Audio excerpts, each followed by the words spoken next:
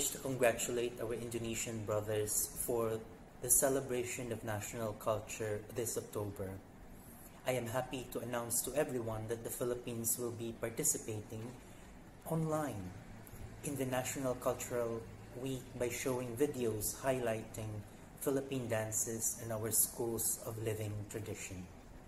I am always struck by the similarities of our two cultures in terms of language, ethnicity, values, traditions, and aspiration, which contribute to the deepening of our relations. I wish good health to everyone that meets.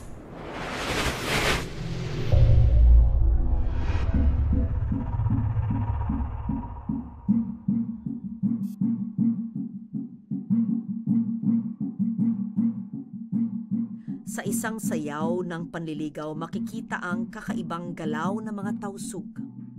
Ayon sa mga eksperto, ang mga galaw ay hinango sa palunday-lunday na alon o sa paglipad ng mga ibong dagat.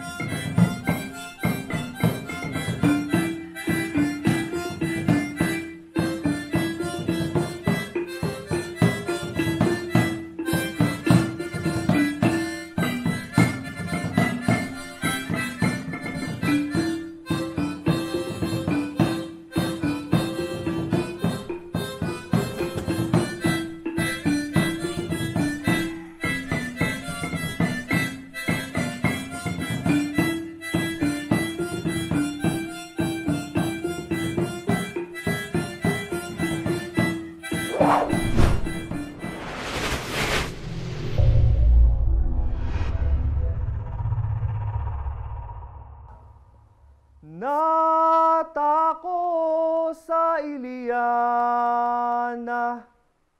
bambaran sa apiapan,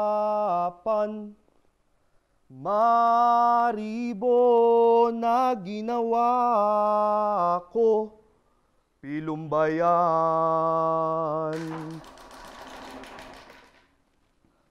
Naasaraso, bantogan sa panenendog, koengod! Ayaw!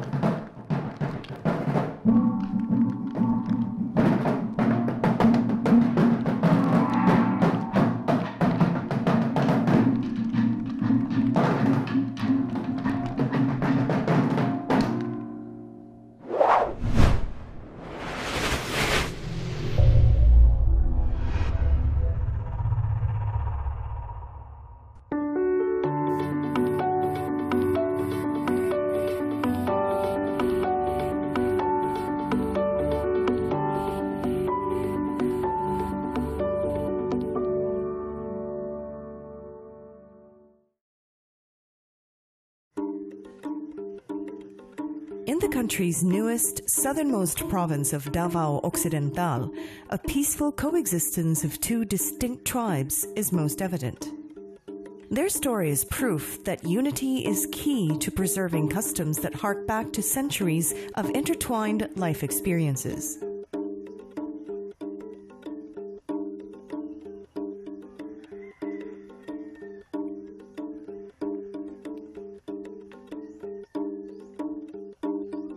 Nurtured within the scenic Sarangani group of islands, the cultural traditions of the Budaya and Sangir communities find a haven in the majestic Balut Island. Locally, the island is called Malulong. Located 13 kilometers from mainland Mindanao and separated by the Sarangani Strait, Balut, Sarangani, and Olanivan Islands comprise the island group called Sarangani Islands, lying within the municipality of Sarangani. Mabila, found in Balut Island, is a center for commerce and local government. Here is where one finds the enhanced School of Living Traditions in the municipality of Sarangani. Nabuo po ang ESLT 2 years ago. Yun po ay dahil sa ating kagustuhan na ma-preserve ang kultura natin dito sa isla. Ang dalawang kultura po. Yun po ang kultura ng Blaan at saka ang kultura ng Sangir.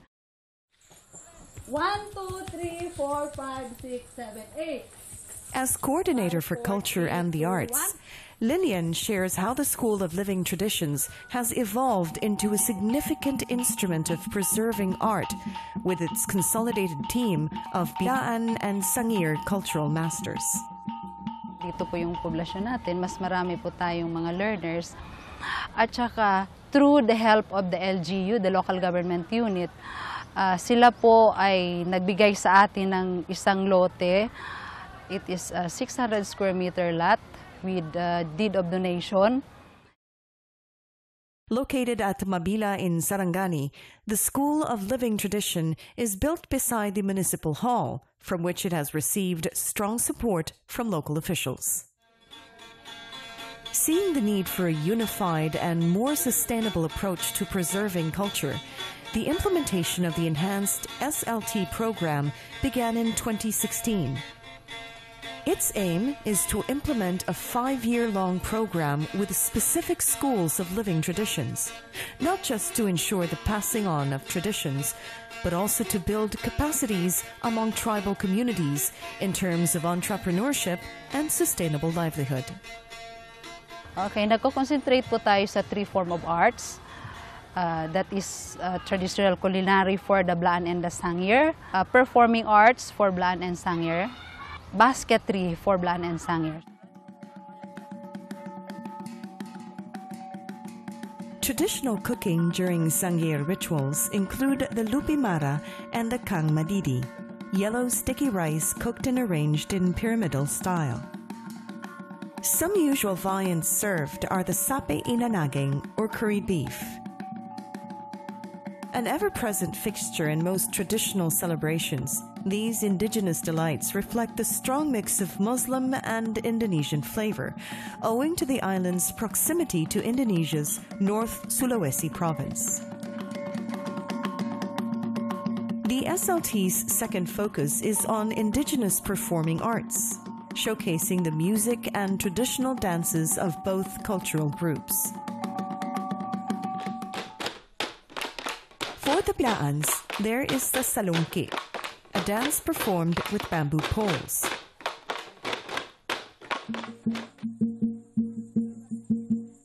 There is also the gracefully naive movements of the maral.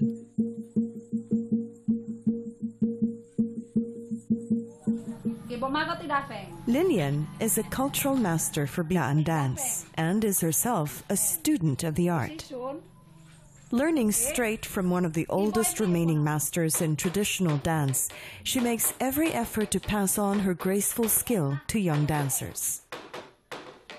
Siyempre, yung intention natin is to ipasa natin yung mga nalalaman ng mga masters. Kaya lang, hindi rin natin mapipilit yung iba. Yung iba naman, excited lang sa umpisa. Tapos sa kalagitnaan, mawala yung kanilang interest. Pero hindi naman po lahat. They are some na interesado talaga, kaya naging maganda yung resulta ng kanilang pag-aaral. For the Sangir group, the ganding or watugandingan is performed during the birthday or christening of young residents, such as the one performed in Barangay Batuganding.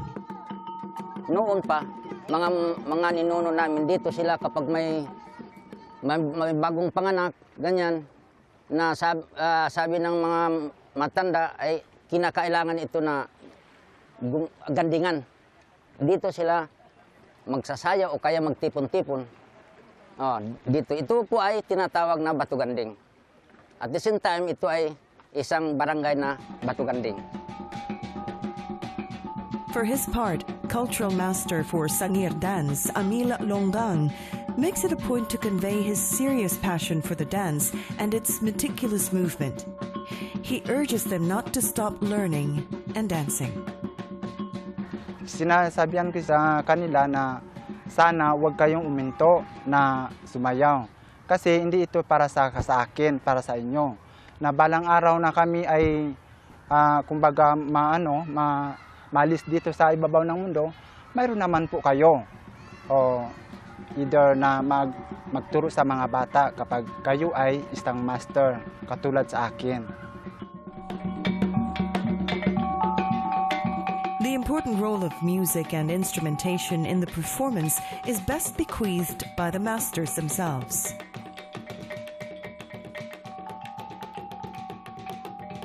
Merle Ontong is cultural master for the indigenous instrument called balabad, while Gloria Bartolome plays and teaches the right way to use the kulintangan. Together, they tell us how it feels to be teachers of the art. Sa isang linggo, 3 beses kami magturo. Araw ng Friday, Sabado, tsaka Linggo. 3 araw, oo. Kasi may rest time sila sa pag-aaral. Kung may kasalan, may binyag, ganun, may kalilangan, yun lang tugtugan namin yung kulintang. Both find ways to make the teaching process truly interesting for their wards, encouraging creativity and self-expression among their students.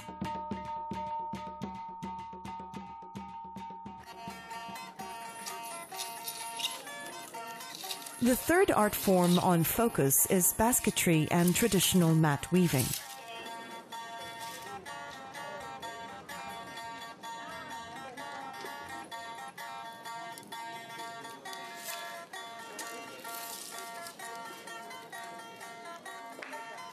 From the words of cultural master Bebeth Bautista, we learn how critical it is for learners to have the natural interest for the craft. Bata pa ako, tinuturuan ko ni nanay, parang pag malaki, marunong ako. Pag mawala siya, may maiwan niya yung anak niya para marunong gumawa ng mat weaving. Tapos interesado rin ako nagtuo, parang makabalupod ko nga maghimo.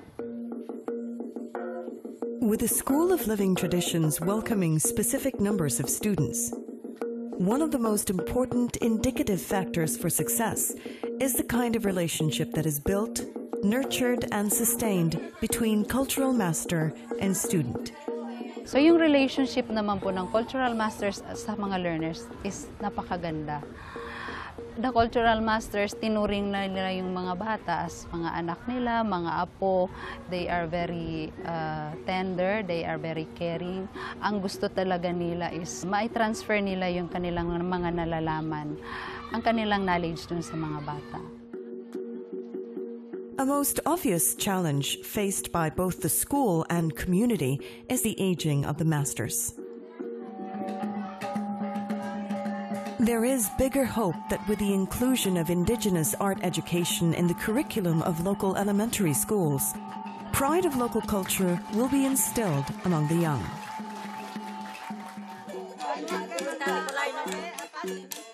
As contemporary times push for the widespread impact of social media and modern digital gadgets threaten to take the place of traditional communication and artistic expression, the indigenous communities in Balut Island still have a shield against globalization's adverse impact.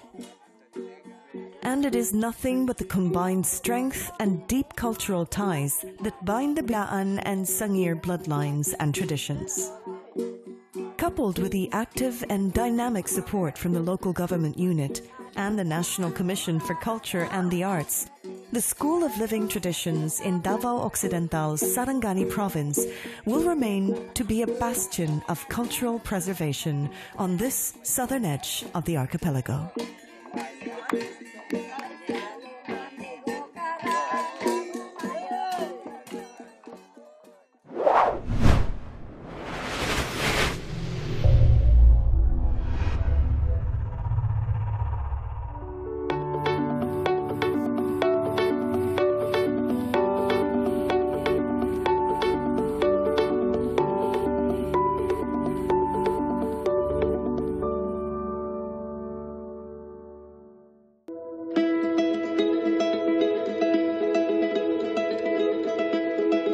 Iloilo. The move to preserve the sights, sounds, and stories of Panay Bukidnon is a compelling advocacy among its people, young and old. Rich in diverse art forms and traditional crafts, Panay Bukidnon's indigenous community is spreading its wings to safeguard priceless cultural treasures that still remain. Through the inspired leadership of Kalinog Indigenous Peoples Organization, or CIPO, an enhanced School of Living Tradition is now taking off on its first year in Kalinog, Iloilo. I am Attorney Jerry Ann Delphine Villaruel. Right now, I am the cluster head of the Panay Bukidnon. Under po siya sa Subcommission on Cultural Communities and Traditional Arts. I am the vice head of the Central Committee on Cultural Communities. Under po siya sa NCCA. Now, ang Enhanced School for Living Tradition ng Panay Bukidnon is situated here in Barangay Datagan in Kalinog. The barangay absolutely donated the land for use para hindi masabi na ito'y pagmamayari ng taga-Datagan lang. So, dinonate nila ito sa SLT. Lahat ng members ng Panay Bukidnon ay welcome dahil walang nagmamayari nito except the SLTs. Jerry Ann Villaruel is a key figure in the local coordinating team that oversees the school. As a crucial link to the National Commission for Culture and the Arts, she has spent years working to preserve cultural communities and traditional arts. SLTs were developed actually to address the issue of passing down of knowledge from our elders to the next generation. Yun mainly yung purpose na kinreate ng NCCA or specifically ng SCCTA, ng subcommission namin, ang concept ng Schools for Living Tradition. It's not a formal school, but it's a school na nagtuturo ng kultura, tradisyon, pamumuhay at lahat ng aspeto ng kultura ng bawat communities. Like before, yung Panay Bukidnon, we have been recipients of a lot of SLTs.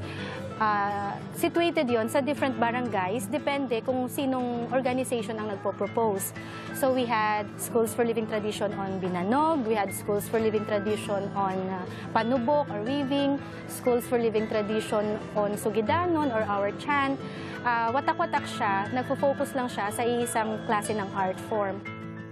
Seeing the need for a unified and more sustainable approach to preserving culture, the implementation of the enhanced SLT program began in 2016 when the National Commission for Culture and the Arts, or NCCA, linked with the Non-Timber Forest Product Exchange Program, NTFP-EP.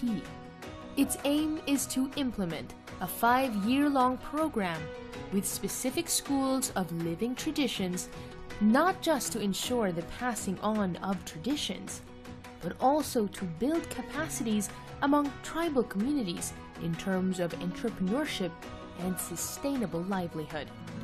Kaya siya sinasabing enhanced because it will cover all the art forms. So yung SLTs ng Panay Bukidnon, magiging center na siya ng lahat ng klaseng art forms at lahat ng mga estudyante dun sa art forms na yun at magkikita-kita sila. Ako po si Mr. Ricardo Camarig Jr., ang local coordinating team dito sa Enhanced SLT dito sa Barangay Datagan, Calino, Iloilo. Yung location na ito, parang strategic talaga ito kasi yung IP community ng Calino, parang dalawang area ito na access roads dito sa papuntang Garangan at saka dito papuntang mga mountainous na Papulusan, Gimunyugan, Kaigon, kasi nandyan lang yung intersection sa kabila ng papunta doon sa kabilang mga community ng mga IP. Ako po si Renato Caro Casinaw, nakatira dito sa Barangay Datagan, Calino. Gindonate ko itong lupa na ito kasi by blood, I am also an IP. So dito na sa aking kalugluban ang pagka-IP. So nang maghanap yung cluster head ng dapat lagyan ng itong ESLT, no, agad-agad na approach sa akin kung saan pwede tayo makakuha ng lote. So sabi ko sa kanya, I will donate portion of my lot. The presence of a welcoming structure opened doors for those who wanted to learn. So nagiging focused na siya sa iisang lugar lang, although yung beneficiaries mo, yung recipients mo would cover the whole communities coming from different barangays. So naging center siya.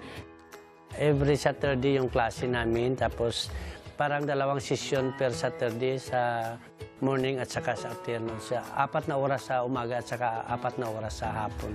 25 yung na-require sa amin na estudyante in every art form. 25 sa panubok, 25 sa dance literature at saka 25 sa craft. That means na 75 lahat yung estudyante. Pero ngayon, maraming nag-response sa panawagan namin na mag-enroll sila. Almost 100 plus yung nag-enroll. The overwhelming response among young IPs was a big boost to the local coordinating team. Tapos, na-priority talaga namin yung mga doon talaga nakatira sa community kasi pinapractice pa nila yung kultura at saka binubuhay pa nila yung kultura. First among the chosen art forms to be developed was traditional embroidery, or panubok.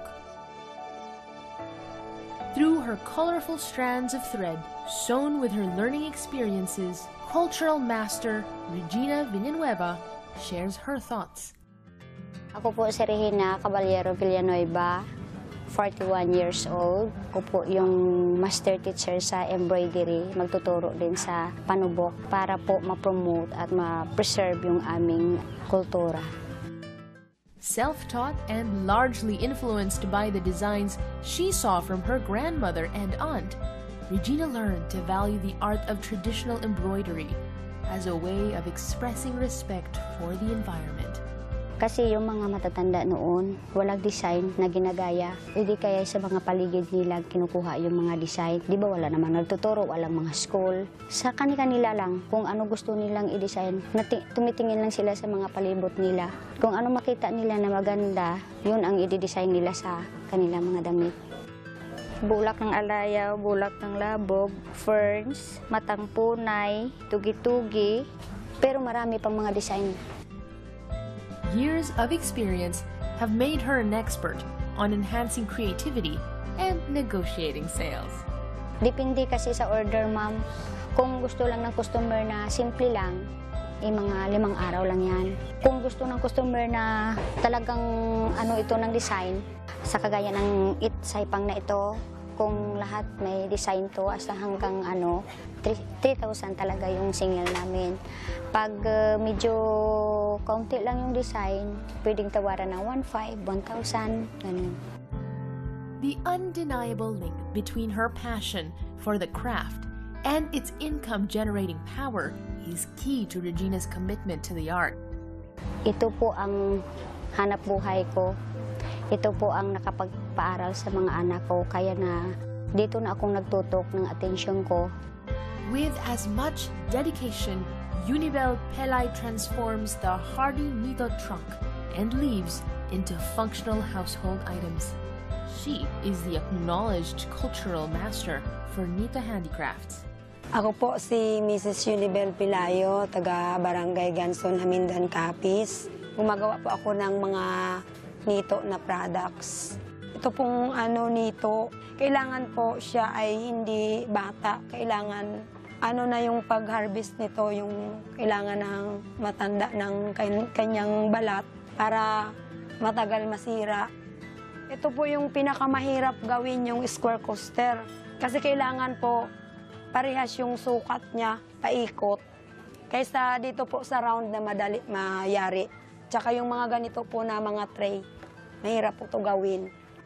Expectedly, Unibel regards the need to sustain her craftsmanship to ensure her family's survival. Kailangan pong manatili itong handicrafts na nito kasi malaking bagay makatulong sa pamumuhay, lalong-lalo na po kapag sa bundok mahirap pong buhay. Kailangan natin na maghanap ng mapagkakitaan para makapag-aaral po tayo ng mga anak natin. Kasi mahirap po ang walang pinag-aralan tulad po namin. Dahil po hindi namin naranasan na makapag-aral kami kasi malayo yung aming bahay sa bayan. Kaya ang tinuturo ko po sa aking mga anak, kailangan na natuto sila nitong magawa para makatulong sa kanila. So the issue of sustainability is the one that we are addressing talaga. Although we are trying to balance it out with intangible heritage natin, yung ating kultura talaga na namaman, oral tradition, performances.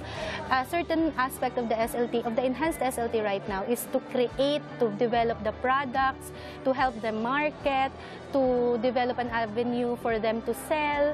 At the same time, mapoprotektahan dun sila kasi mareregulate yung prices. For the enhanced SLT in Kalinog, the dance form to be preserved is the traditional binanog. Wilson Lastrilla is the cultural master for this art form.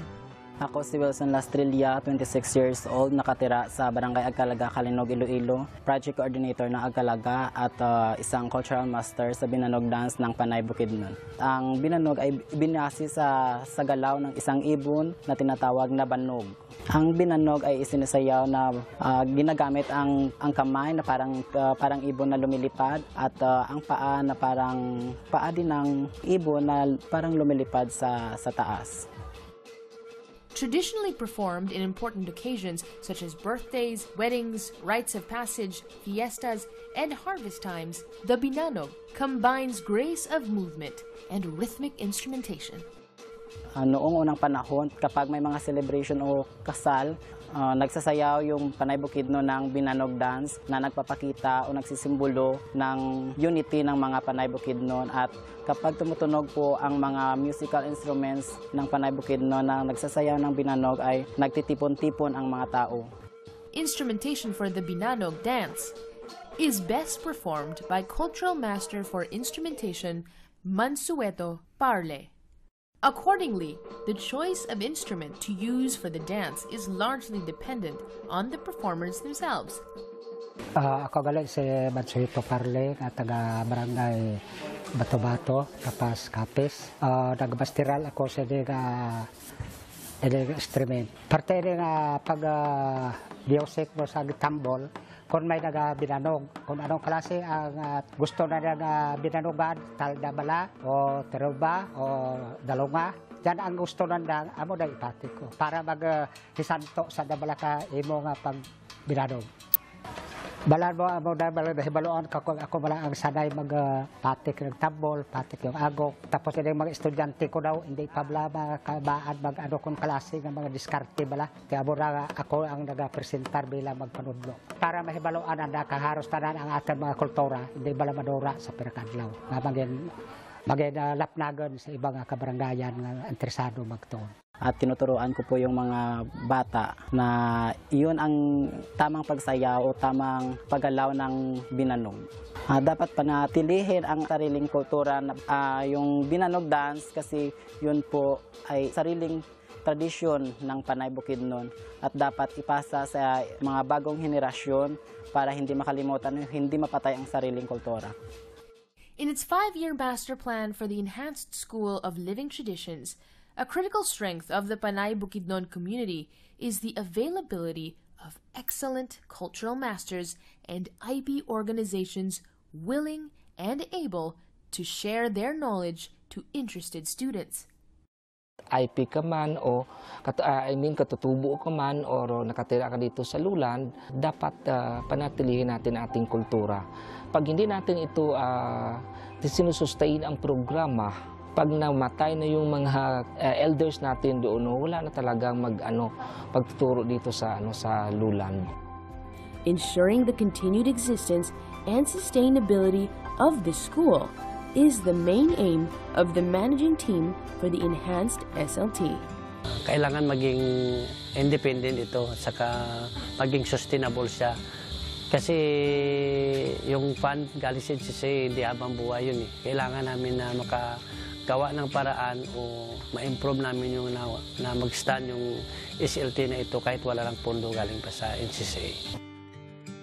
Talagang tinututukan namin yung natitirang kultura na aming yaman sa kanila. At kami na-touch na binigyan nyo kami ng pagkakataon na makita at ipamahagi sa mga future generation ng Panay Bukidnon, no? Na ibahagi sa kanila With the expected support from the local government unit and the National Commission for Culture and the Arts, the flight of the ESLT in Panay Bukidnon will definitely soar to higher heights.